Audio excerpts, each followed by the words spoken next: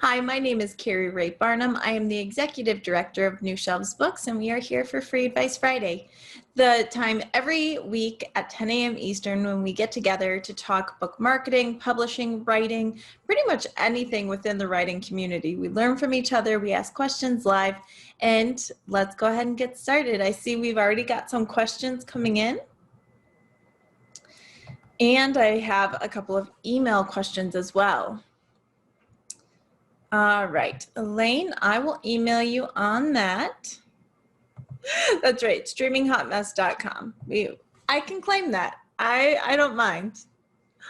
All right, I sold all rights to an educational publisher in 1989. I receive a small flat fee. How long do they have the rights? May they be reversed to me so I can rewrite the crafts? Well, Karen, the question there really depends on your contract. Were the rights, was there a limitation on the rights? Have you tried to buy back the rights from them? It really depends on, number one, your contract, and number two, what they are willing to do. It's very possible that your contract did not have an end date in it where you sold the rights to them. However, they may be willing, if you go to them and say you'd like to buy the rights back, they might give you a price. So that's where I would start, since it sounds like you have a contract. So that's where I would start. It has been a long time, so it may be that if the book's not really selling a ton, or maybe they'd be willing to give you an additional fee for an updated edition. But start there, start with them, assuming they're still in business and still rocking and rolling. Let's see.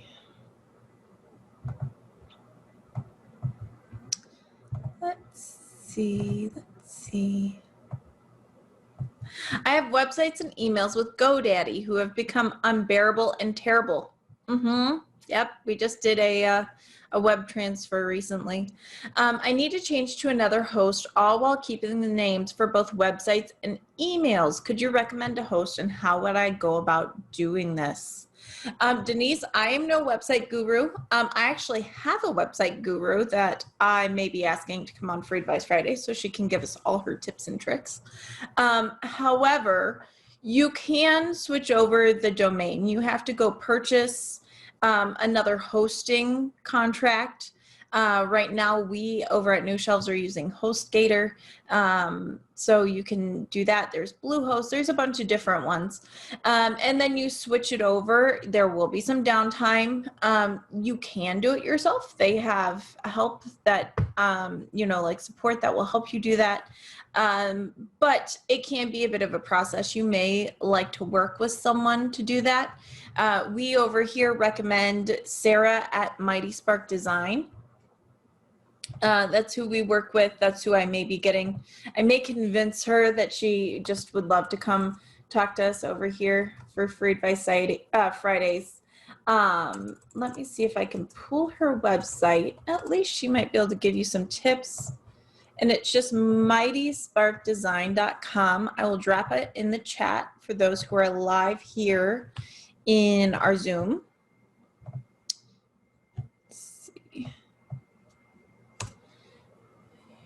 Oh, and Caroline's saying she just switched domains to Upper Level Hosting.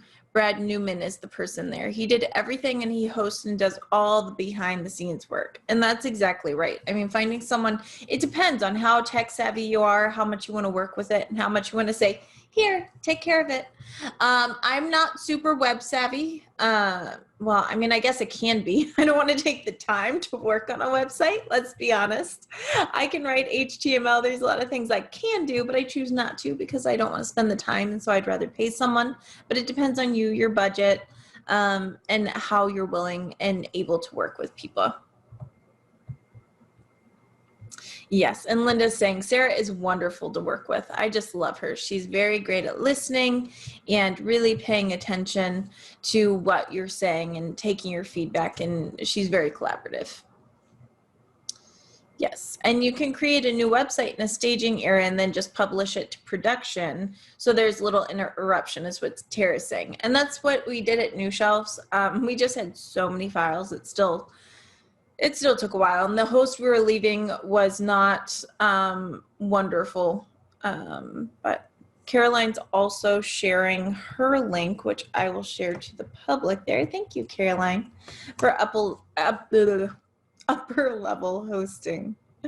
So there we go. Hopefully that helps, Denise. And if you find more, more companies, or you find a website person you love, please share with us. We always are looking for people to suggest for websites, because that is something that people tend to want hand-holding with and not necessarily go do themselves. Let's see.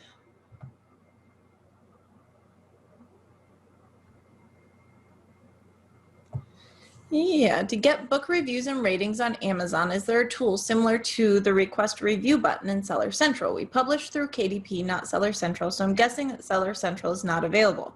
That is correct. So what happens is when you sell a book on Amazon or on Kindle, what happens now is if you have the Kindle app, so if you're on a Kindle Fire, a Kindle on your phone, like I have it, if you are on the app on your computer, when you're done reading a book, only if they go all the way to the last page. That's the caveat, because people think, well, it's the end of the book and a review should pop up. But if they don't literally go through all the back matter, it doesn't. There's a pop-up that says rate this book, and people now have the option to both rate the book, where they just leave a rating, or they leave a review. So it does prompt them on a Kindle. If it is a Amazon paperback or hardcover, then what happens is they can leave a review just like anywhere else. It shows up in their orders and it does say, would you like to leave a review? But really the best way to get reviews, ask for them. Whether it be asking your newsletter list, asking in the back of the book, saying, reviews really matter to authors, and I would love if you would leave one. I say this a lot. Most people are willing to help out. They're willing to leave reviews, but they don't think about it. I mean, I was talking to a client the other day about how when you are trying to get reviews, I have found that the people who are most willing and actually follow up on reviews are actually the writing community. It's people in the industry who understand what a review means to an author. And I think that for the most part, other people who aren't in the community are willing to leave a review. They just don't understand how important it is. So they're like, well, I bought the book. And so actually leaving a review is important. So we have to tell them that we appreciate their reviews and ask for it. And that, in my experience, makes a huge difference in actually getting a review or at least a rating on Kindle.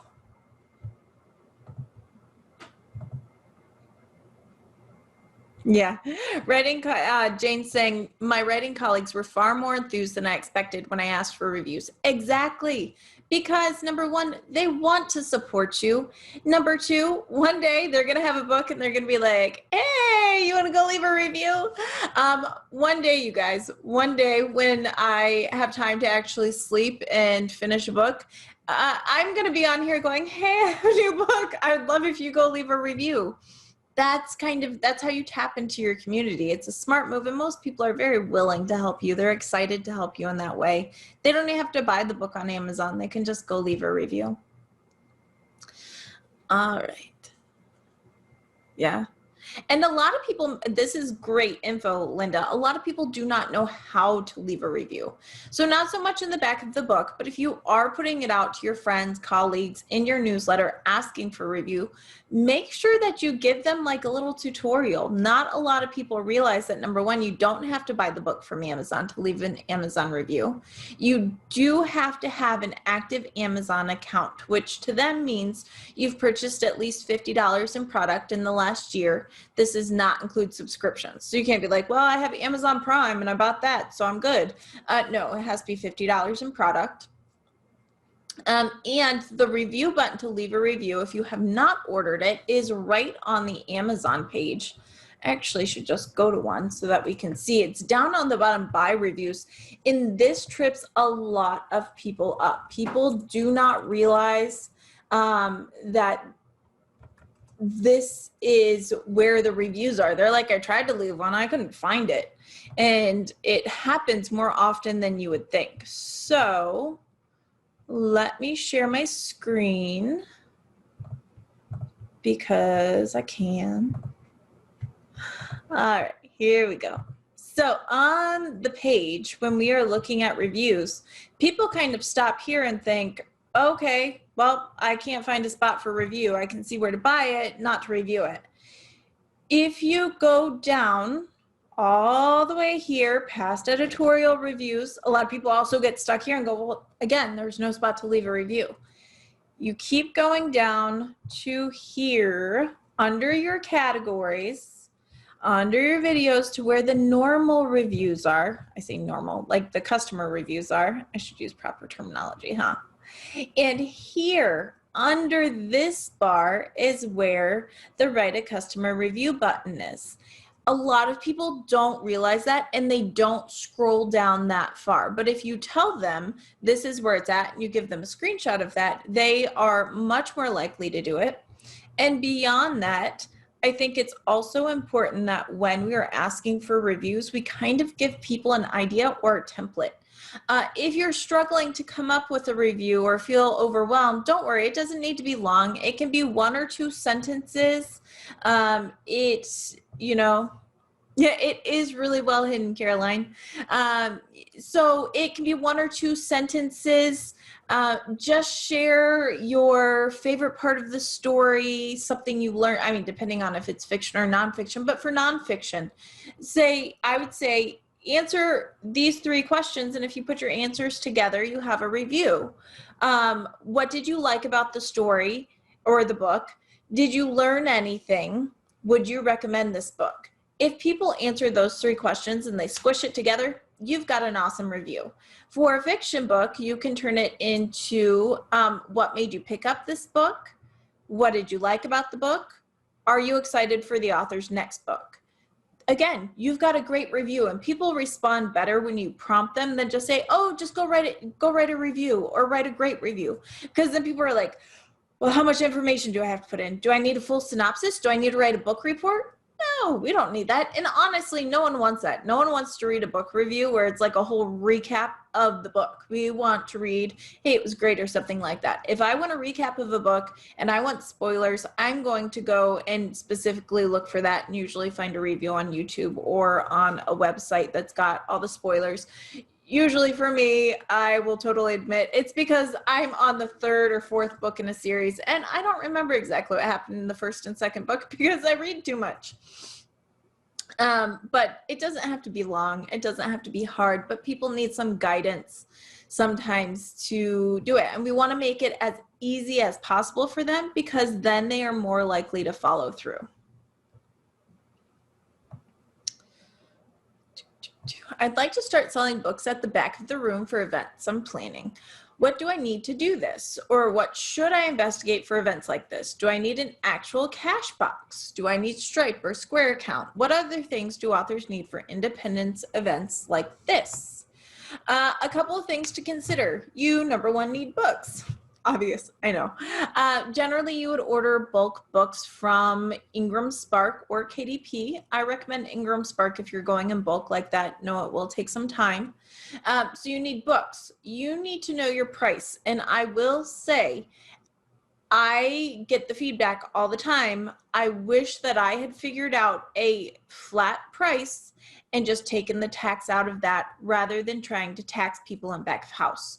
So if you know that your book is, printing cost is $5, you want to make $5, and you need to cover tax, then just do $12. Do a $12 book and know that you're going to have to take the tax out of there and report it, and it's fine.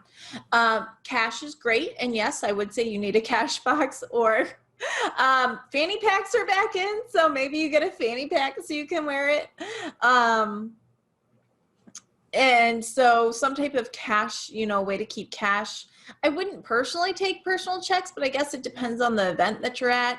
Doing PayPal is also a really great option, or Square is another option, but then you have to pay for the little thing, I think. So there are definitely options for that as well. And cash, I think cash and something like PayPal is going to be your best bets by far. Personal checks, not only do you have to deposit, but then you also have to make sure that they're good. So doing the other ways, you get it immediately. Venmo, all the cash apps that people use, you usually have at least one of those, if not all of them. Other things to consider as you're selling is, are you going to autograph them? Are you going to like have people come and talk to you and you can autograph it or talk to them? Have a idea of what you want to do. I'd have your book set up in the beginning, have someone else there with you. Makes huge difference. I've been at several author events where I've been kind of the second person who was helping so the author could just enjoy it, talk to people, and not be worried. So if you can, having someone else there is a big deal. And make sure that just make sure that you are allowed to sell there also. Some libraries do not allow you to sell books at their store. You can tell people about it. You can tell people to go buy it, but you cannot sell it at the library. So keep that in mind as well, that you ask, you run it by them. Most people, I think, are pretty open to it, especially if it's not like, say, a bookstore where they would like to make a profit on your book. Good deal. What ebook formatting company do you recommend? I highly recommend A Meet Day. If you go to the New Shelves website, there is a resources tab. I'll even pull it up for you. And there is a People We Like page, and there you will find Amit and his wife Sumi do a lot of our ebook design. They're fabulous, they're quick, they're easy to work with, and they are affordable. I really can't recommend them highly enough. So on our website under resources, we have a People We Like page that I'm going to drop right into the chat. And there we have a bunch of our contractors and consultants and things that we personally love to work with and highly recommend. So go check that out and you can connect with me there. You can also always email me and I'm happy to make an introduction as well. Usually when we make direct introductions and say, hey, we know this person, they give you a referral discount. So let me see. All right, I am signed up with Ingramspark. Are all libraries able to purchase from them? No, not all libraries. So library systems are all different. They're all wonky. Let's keep in mind that they are, heavily influenced by government and policies and things like that. So when you're looking at libraries, some of them can order wherever they want. The librarians have a lot of opportunity to order from Baker & Taylor, Ingram, Amazon directly from you. Some libraries will only purchase from specific wholesalers. Usually if it's just one wholesaler, it's going to be Baker & Taylor, because Baker & Taylor really, they push themselves and they are for libraries and schools. So Baker & Taylor is very common. Keep in mind that you do not get into Baker & Taylor with Ingramspark. You have to go through a book distributor that has a relationship or apply directly. Most authors do not get approved to work with Baker & Taylor if they apply directly, because Baker & Taylor is looking for high volume sales. If you can't prove that, they're probably going to be like, yeah, no. But if you work with a book distributor, which means you're doing offset print, you can. So where does that leave us?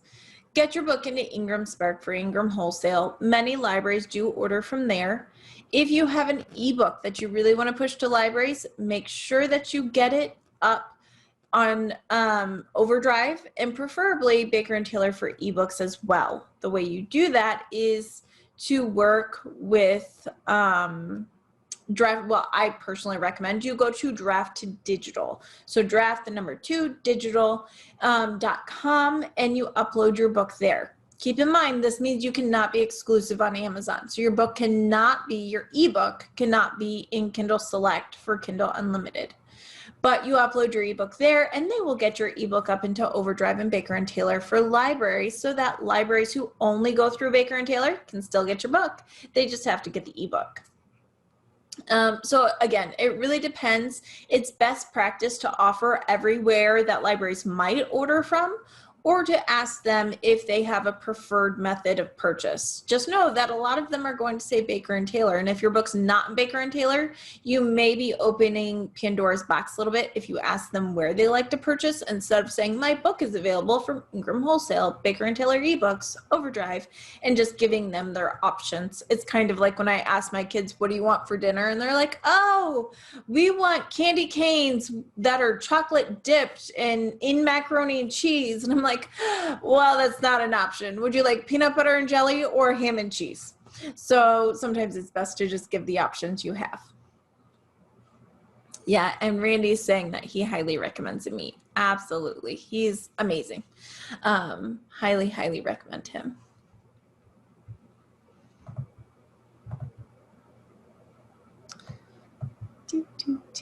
All right, what device should I buy to read an ebook on? I'm on the verge of publishing and don't understand ebooks. There are a couple of ways to go about it, Pam. You can go with a device like an iPad or a tablet and get the apps for e-reading like iBooks and Kindle app. You can go with an actual e-reader device like a Fire tablet. Just know that's very much geared towards Amazon. You can use your phone. That's what I do. It's sad, and my kids have tablets. My husband does too, so I steal theirs sometimes. But I do it right on my phone, because on my phone, I've got the iBooks app where I can look at my EPUB file, and I have the Kindle app, so I can open it up there. And then there's also a Kindle reader that you can download for free from the Amazon store, which is really handy as well. Let's see, Kindle computer app. Let's see if I can find it for you. But there's an app that you can download to your computer.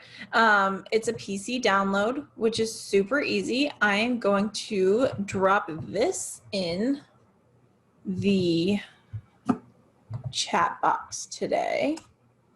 There we go.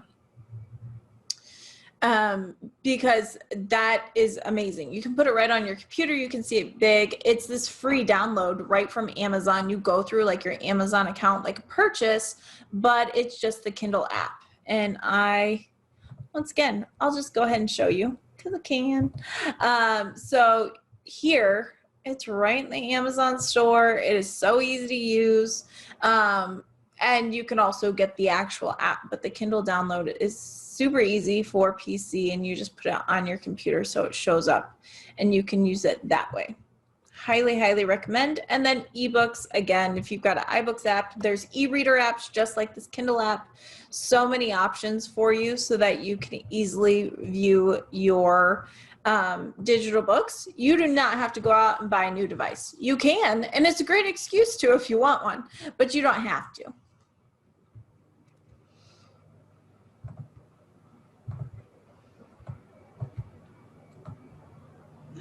Let's see, so Caroline's saying she just went back to the Paperwhite for reading. She has a Kindle Fire, but actually prefer the size and the reading experience of the Paperwhite. So that's good. And what if you have a Mac? Linda, there's also a Kindle download for Mac as well. If you go into the store, it will give you the options for Mac as well. All you fancy people. I'm teasing. And Jane is adding on to library sales that when you can't sell books at library events, sometimes you can go through the friends of the library and offer them a percentage of your sales, which is great. Friends of the libraries usually, they oftentimes have a little store at different libraries where they will sell books and they fundraise for the library, that kind of thing. So that's a great option as well.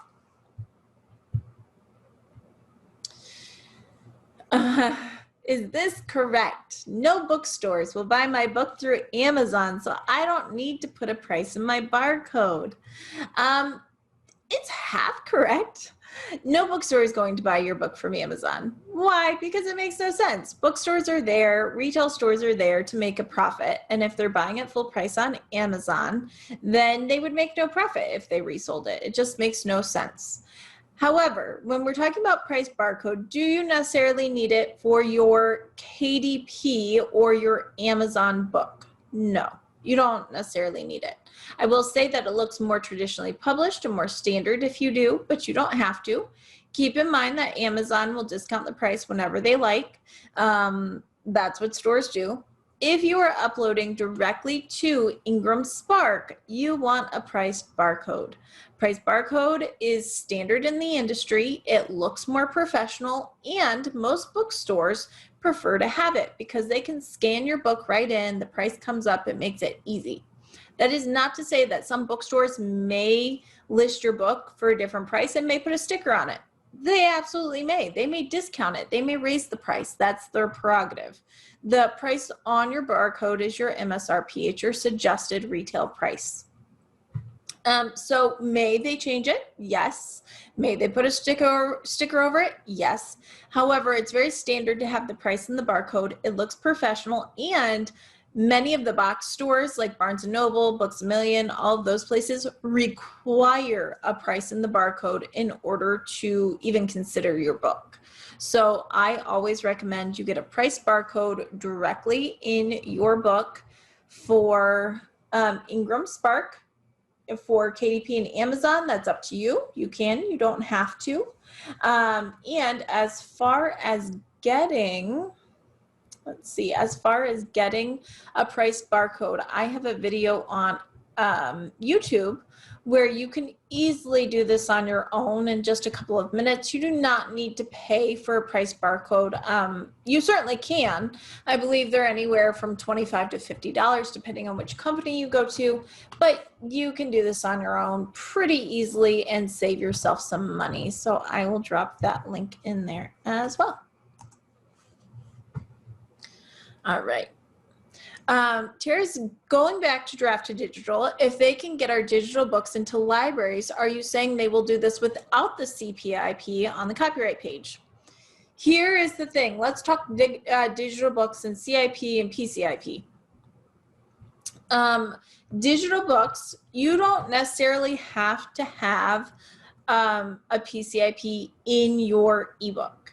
The important thing is that when you do a PCIP for your ebook, it goes into the WorldCat, the Sky River, and the MARC systems. It's going into the computer systems and being cataloged. So it's still easier for librarians to do, because if they're putting the book in the system, they're saying, yes, I have this book and you've got all the details, let's go. It is, in my experience, easier to get an ebook into the system without a PCIP. For if you're selling through Overdrive and Baker and Taylor. Easier doesn't mean it's still not needed. I would still recommend a PCIP. It's a value added feature for librarians. Librarians are very busy people. They are understaffed right now. They are seeing, cuts certainly in staff and things like that. And so anything we can do to make their lives easier and more likely to stock a book is in our favor. So I still recommend a PCIP. However, you can't get your book into a library without a PCIP. It just means that someone somewhere has to catalog that book. So keep that in mind, but it doesn't necessarily, they're not opening up your ebook and looking for your PCIP. So much, it needs to be in the system. If I search a book, I can find that catalog on worldcat.org, and they certainly have access to all the systems to where they can search and have the catalog information right there. It's a click of a button instead of a half hour, an hour's worth of work where they're searching through things, sometimes longer.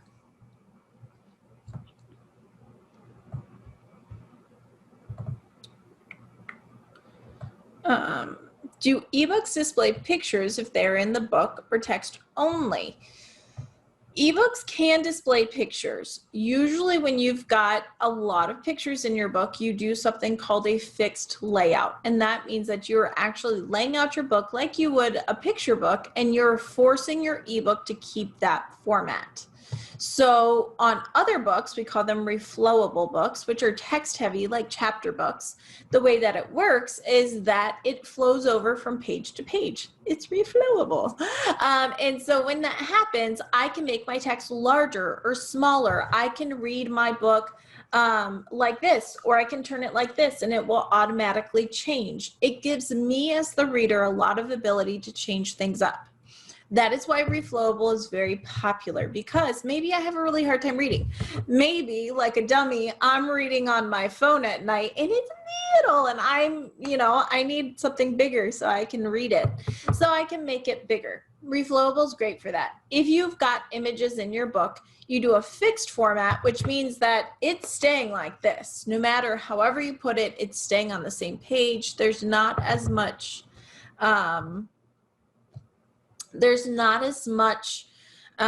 give for the reader. This is why children's picture books typically don't, do super well on ebooks. So it's kind of give and take. If you've got an illustration here or there, yes. If you've got a really graph heavy book, if you've got children's books, if you've got even cookbooks, that's when you're doing fixed format. And it can be done well, but it takes a lot more design and skill than the typical reflowable ebook. Jane, you learn a lot from me, and sometimes it's even true stuff every once in a while. Let's see. Let me see. Oops, I forgot to clear a couple of questions. All right, I read someplace that Amazon.com now requires the stars plus a review of 20 words or more. Is this true? No, they no longer require that when you're reading on Kindle. If someone's leaving a Kindle review, they may now only rate your book. If you are not leaving it on the Kindle app, so if I'm reading on the Kindle app, I get to the end, I can just leave a star rating and walk away. If I am leaving a review on a computer, if I am, anything like that, not through the app, you do have to leave a review, and I believe it is 20 words or more. So it's a star rating plus the review on anything but the Kindle app. So correct information, just jumbled a little bit.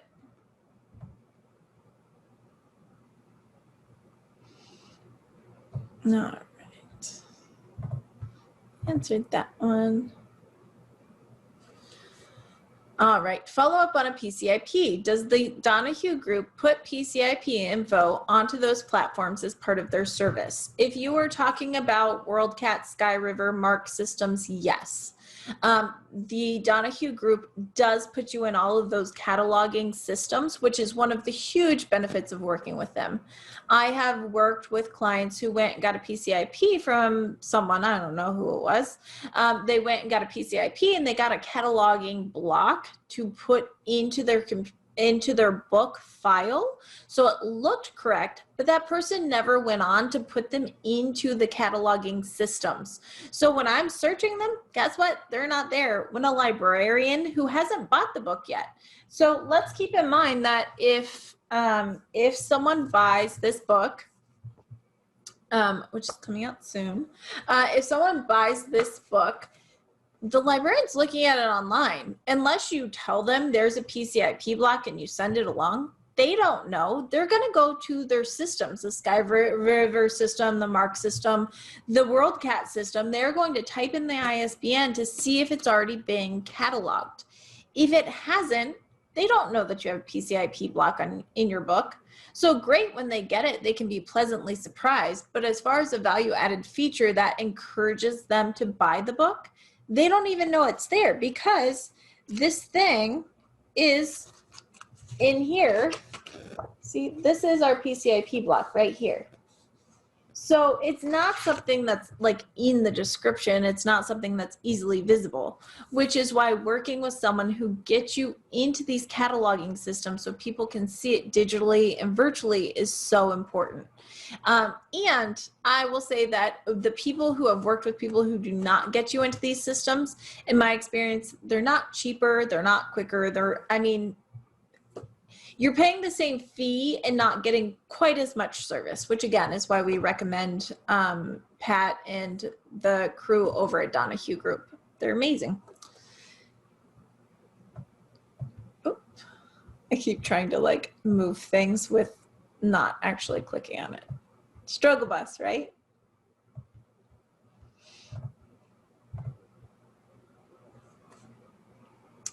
I have a nonfiction how-to book with lots of bullet point lists. Can I do a reflowable ebook? Yes, because with bullet points, again, it's bullet points with text. So the text is reflowable. So if I make the text larger, it's not going to mess up that bullet point list. It's just going to make it easier to read, like if you're changing your font. So that's not usually a problem. Same thing with endnotes and bibliography. It's usually fine. All right, I have a couple of questions over in email that I'm going to check. I was up very late checking my emails so that I could, you know, take off early and go get my puppy. And I already have 90 emails this morning. Let's hope most of them aren't immediate needs. Let's see. Focus, Keri, focus. It's amazing I get anything done. All right.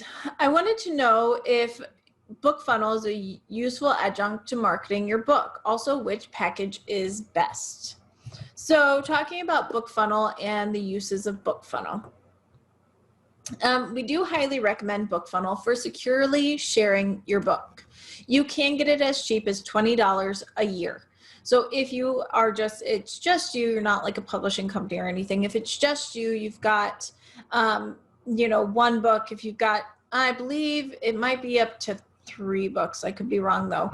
$20 a year, super easy. You can then securely upload your book files to Bookfunnel and have a link to share it. So anyone who has that link can download a PDF, an ebook, a Mobi, whatever you put up. Thank you, Tara. It's up to 5 books for the $20.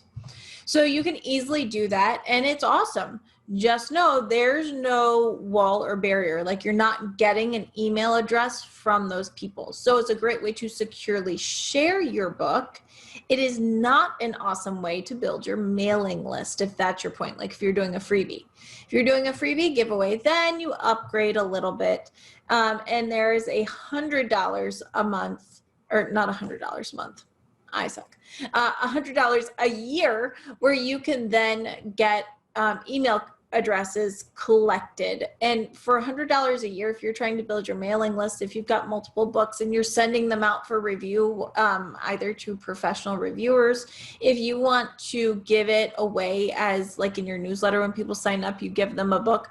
Bookfunnel is amazing for that. You can require that they have a code or an email address. $100 a year is totally worth it. You can even integrate into your mailing software like Constant Contact or MailChimp for $50 more a year. So $150 every time someone every time someone downloads a copy of your book or your PDF. It could be a free PDF checklist, whatever you want, as long as it's PDF, EPUB, or Mobi. Every time someone downloads that, their email, you can get them to opt into your mailing list, and it will immediately put them in your mailing list. So if you're actively doing that, if you are sending your book files out for review and you would like to do that, keep in mind that if you are trying to send someone a PDF, it's big. So certainly if you have Google Drive, if you've got Dropbox or something like that, you can share a link directly to that. But if you are sending out for a bunch of reviews, either to professional reviewers or to reader reviewers, having a Bookfunnel link makes it very easy to share that link over and over again, where people can download whichever version they want. It's not getting stuck in email because it's too big, something like that. So in those cases, I highly recommend Bookfunnel. It's not for everybody. Not everyone's trying to build their mailing list and different things like that, but it's up to you. And there are, ooh, I just made something super big on my screen. There are different things on Bookfunnel that you can use. There's a publisher option where you can have a bunch of authors. I think it's up to 25 authors, 5,000 downloads. There are a lot of big packages you can do, but most people don't need those. Yeah, and Bookfunnel also has some programs that can help you bundle together, partner with others to do book promotions, to build up reviews, to build your mailing list. You can also sell directly through Bookfunnel, through Bookfunnel. So if you are trying to sell your ebook and even your audiobook now, audio is now something you can upload to Bookfunnel for sharing, which is awesome. You can upload those on Bookfunnel and you can sell them directly on your website. It integrates into PayPal and stuff like that. So there are a lot of uses for it if you're going to use them. Is it for everybody? No. However, I find most authors can and should use it in one way or another.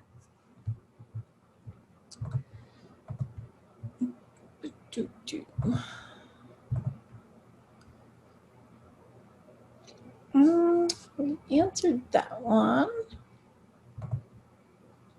We got that one. What's this question? Nope, I think we answered that one. Wendy, you had a question about posting to Facebook, and that's not one I can easily answer on here with everybody, so I will email you a step-by-step guide on how to do that, because yes, when you're posting about your book, you do want to post to your Facebook page. Do know that Facebook is currently changing up their pages. They are changing them out slowly so that pages and groups are a little bit different. So there are some changes in play that may be affecting how we post, and it may be changing things a little bit. So if you're struggling a little bit, it may be that their system is new as well. So just know that. I want to send my book to agents that deal with memoirs to get a traditional book deal. Is my use of any of these services you mentioned going to be frowned upon as having muddied the waters? Not if you are just using Bookfunnel to share your link with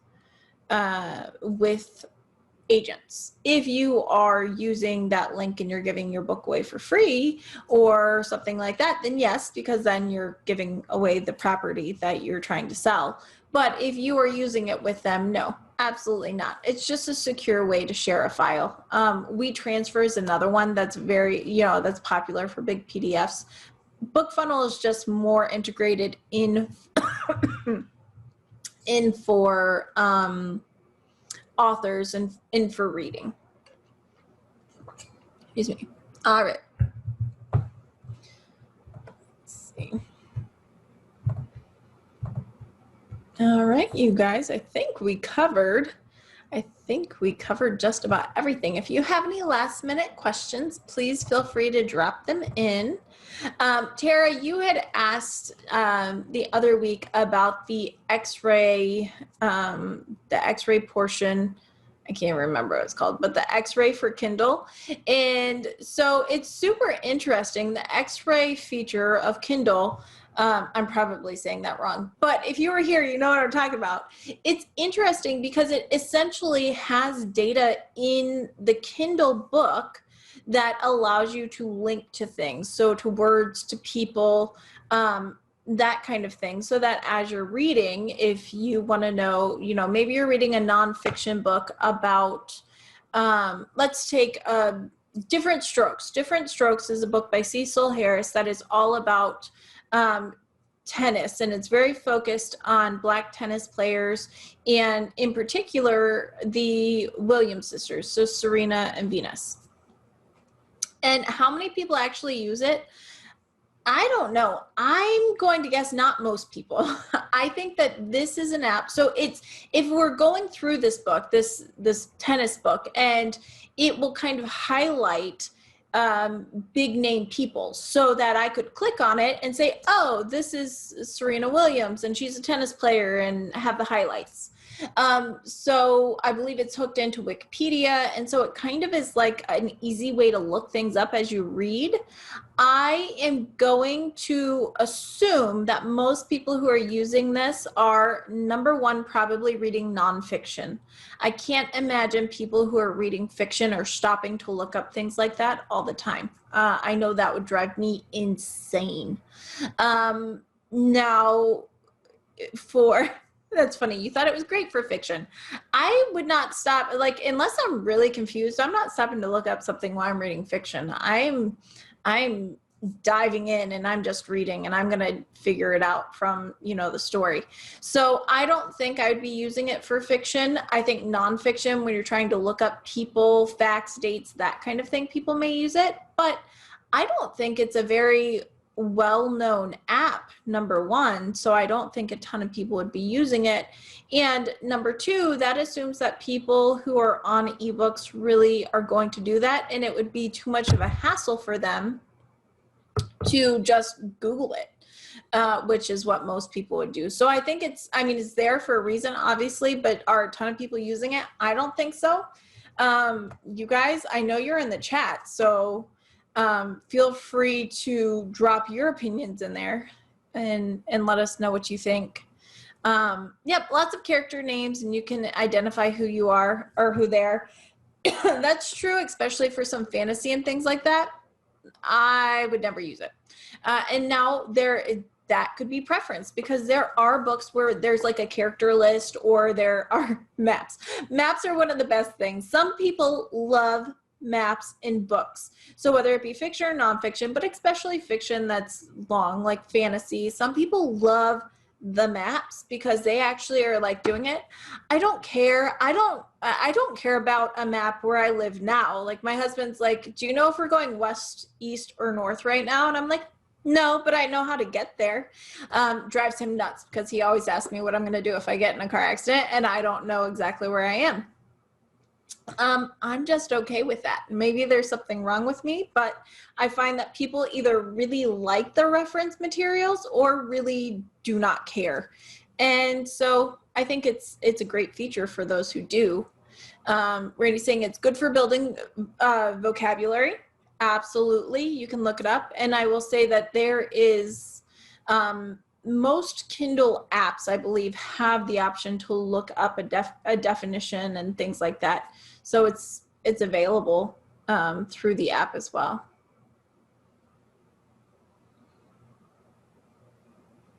Yeah, is it worth the time? I don't know. I mean, if we've got quite a few people on here, so if you use it, I'd love for you to drop something in the chat that just says yes or no. See, that's right, Caroline. I always have my phone and it knows where I am. And guys, I am never lost. I know where I am. I may not know where I'm going, but I'm okay with that. The difference between my military husband and myself drives him nuts. Exactly. See, I know where I'm at. And also, like, it's fine. It's totally fine. And being on time, also, like getting to places on time, also overrated for most of the time. You can see where, again, my husband, who was in the Marines, and I definitely get into arguments over this, but that's okay. No, I will not be late for my puppy. We're actually going to be the people annoyingly early, which I'm so excited. Next week, you'll get to see the puppy. I can't wait. All right. I think we've got that. One follow-up question on Bookfunnel. If I use Bookfunnel to send it my book out for some people to review for free, in addition to agents, is that a deal breaker to do before sending it to agents? The problem is do you trust these people? Is this your sister, or is this some random person on the internet? I mean, even when building a manuscript for a publisher or for an agent, you can certainly have beta readers and things like that. The thing is, you need to trust them and you need to keep the circle small. If you were just sending it out, you know, to a ton of reviewers and things like that, probably not a good idea. All right. Yes, we are getting an Irish doodle. My last dog was an English bulldog, and she was the best dog ever. She was just the best, and she was very calm, but she shed like crazy. And so with the new dog, I was like, I just can't. I can't do the shedding anymore. And also my kids really, I don't know why, they wanted a dog that like moved, that would play and get out of her bed. Because the only time our bulldog ran is when she heard food dropping. So Irish Doodle, it's an Irish setter mixed with a poodle. They look a little bit like teddy bears, and it's a standard. So it'll be hopefully around somewhere between 40 and 60 pounds. So we are all very excited. It's just fun. It's fun to add a furry friend, and I miss my little doggy. So we'll see. We're very excited. All right, you guys, I think I got all the questions. If you have questions we didn't get to, please feel free to email them in to questions@freeadvicefridays.com. You can also ask in the Facebook group. We do try to catch those every Friday. We will be back here next Friday at 10 a.m. Eastern. And I hope you guys have a great week. I hope that you have a wonderful Easter. You are able to take some time, and whether you have family near or not, that you get to just take some time and rest. I think that it's so important to rest so that we can be rejuvenated and tackle the week on Monday. So happy Easter. Have a wonderful week, and we'll see you next week. Bye, guys.